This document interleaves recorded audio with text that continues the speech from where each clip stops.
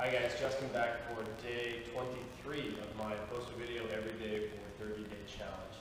And today I'm going to talk about windmills, something that I see performed wrong quite often and goes hand in hand with the last 2 days where we've been talking about the Turkish get-up.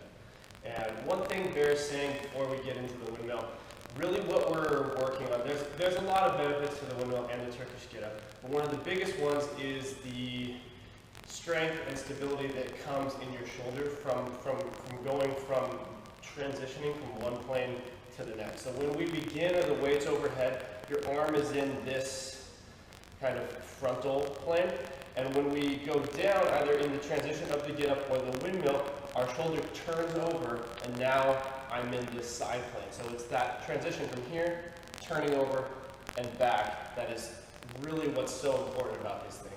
And there are other benefits through your core and the balance and all that kind of stuff from these movements, but one of the greatest benefits is getting that transition at the shoulder. So when you're doing your windmills, if the point is to really be working the shoulder strength, that's the part that we want to focus on, and don't worry too much about what's happening at the lower body or even how low you go.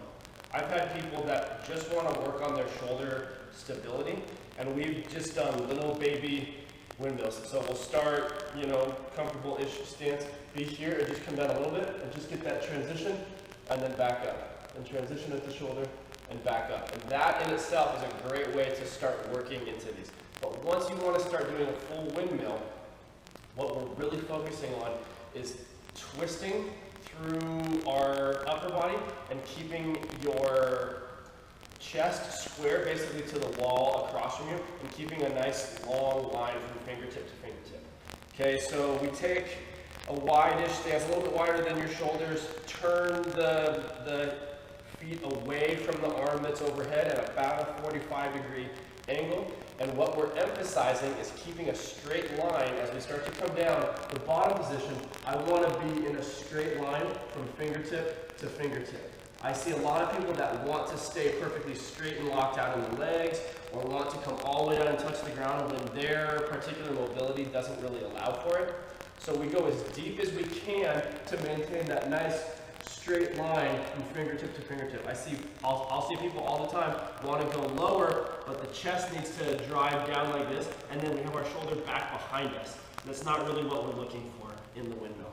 Okay, so you want to keep shoulders square, basically facing the wall across from you. Eyes on the weight tends to help for the stability. And both legs, front leg is the first one, and then both legs get to bend as much as we need to allow that chest to fully open. Ideally, we'd be trying to get that chest even looking up toward the ceiling.